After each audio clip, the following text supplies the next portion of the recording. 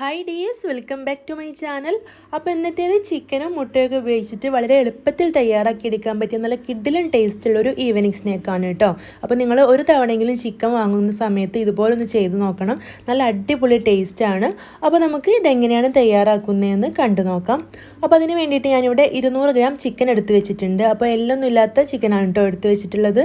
ഇനി നമുക്കിതിലേക്ക് ഒരു മുട്ട ചേർത്ത് കൊടുക്കണം. അപ്പോൾ ഞാനിവിടെ ഒരു മുട്ട പൊട്ടിച്ചിട്ട് നന്നായിട്ടൊന്ന് ബീറ്റ് ചെയ്തെടുക്കുന്നുണ്ട്. എന്നിട്ട് ഇതിൻ്റെ പകുതിയോളം ചേർത്ത് കൊടുക്കുന്നുള്ളൂ കേട്ടോ. അപ്പോൾ ഇവിടെ 200 ഗ്രാം ചിക്കൻ ആയതുകൊണ്ടാണ് ഒരു മുട്ടയുടെ പകുതി ചേർത്ത് കൊടുത്തിട്ടുള്ളത്. ഒരു 500 ഗ്രാം ചിക്കനൊക്കെ ഉണ്ടെങ്കിൽ ഒരു മുട്ട മുഴുവനായിട്ടും ചേർത്ത് കൊടുക്കാം കേട്ടോ. ഇനി നമുക്കിതിലേക്ക് ബാക്കിയുള്ള മസാലപ്പൊടികൾ ചേർത്ത് കൊടുക്കാം. അപ്പോൾ ആദ്യം തന്നെ 1/2 ടീസ്പൂൺ മുളക് പൊടി ചേർത്ത് കൊടുത്തിട്ടുണ്ട്. 1/4 ടീസ്പൂൺ മഞ്ഞൾപ്പൊടിയും 1/2 ടീസ്പൂൺ ചിക്കൻ മസാലയും ചേർത്ത് കൊടുത്തിട്ടുണ്ട് കേട്ടോ.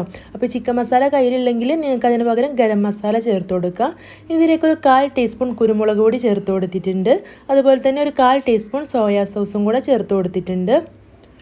ഇനി നമുക്ക് ചേർത്ത് കൊടുക്കേണ്ടത് ഇഞ്ചി വെളുത്തുള്ളി പേസ്റ്റാണ്. അപ്പോൾ ഞാനിതിവിടെ 1/2 ടീസ്പൂൺ ഇഞ്ചി വെളുത്തുള്ളി പേസ്റ്റും കൂടെ ചേർത്ത് കൊടുത്തിട്ടുണ്ട് കേട്ടോ. ഇനി ഇതിലേക്ക് ആവശ്യത്തിനുള്ള ഉപ്പും കൂടെ ചേർത്ത് കൊടുക്കാം.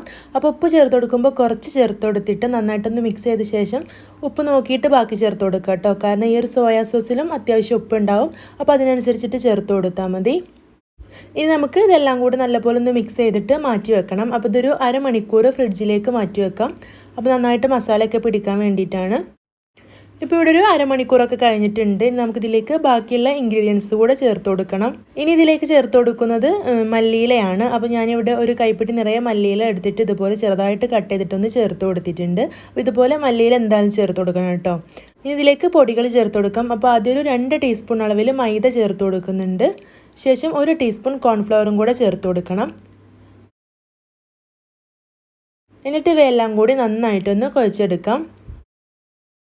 അപ്പോൾ ഇവിടെ നല്ലപോലെ ഒന്ന് കൈ വെച്ചിട്ട് മിക്സ് ചെയ്ത് റെഡിയാക്കി എടുത്തിട്ടുണ്ട്. ഇനി നമുക്കിത് ഫ്രൈ ചെയ്തെടുക്കണം. അപ്പോൾ അതിന് വേണ്ടിയിട്ട് ഞാനിവിടെ പാനിൽ ഓയിൽ ഒഴിച്ചിട്ട് നന്നായിട്ട് തന്നെ ചൂടായി വന്നിട്ടുണ്ട്. ഇനി നമുക്ക് തീയൊന്ന് മീഡിയം ടു ലോ ഫ്ലെയിമിൽ ഇട്ട് വെച്ച ശേഷം ഇതിലേക്ക് ചിക്കൻ ഇട്ട് കൊടുക്കാം. അപ്പോൾ ഞാനിവിടെ മുഴുവനായിട്ടും പാനിലേക്ക് ഇട്ട് കൊടുത്തിട്ടുണ്ട്. ഇനി നമുക്കിത് സാവകാശം ഒന്ന് ഫ്രൈ ചെയ്തെടുക്കാം. ഈ ഒരു ചിക്കൻ ഒന്ന് കുക്കായി വരണം. അപ്പോൾ ഒരു ഭാഗം ഒന്ന് ആയ ശേഷം തിരിച്ചിട്ട് കൊടുത്താൽ മതി. അല്ലെങ്കിൽ ഇതിലെ മസാലയൊക്കെ ഈ ഒരു എണ്ണയിലേക്ക് പോവും. ഇനി നമുക്ക് തിരിച്ചു മറിച്ചൊക്കെ ഇട്ട് കൊടുത്തിട്ട് ഇതൊന്ന് ഫ്രൈ ചെയ്തെടുക്കാം. അപ്പോൾ ഒരു തവണയെങ്കിലും നിങ്ങൾ ഇതുപോലെ മക്കൾക്കൊക്കെ ഒന്ന് തയ്യാറാക്കി കൊടുക്കണം കേട്ടോ. നല്ല കിഡു ടേസ്റ്റാണ്.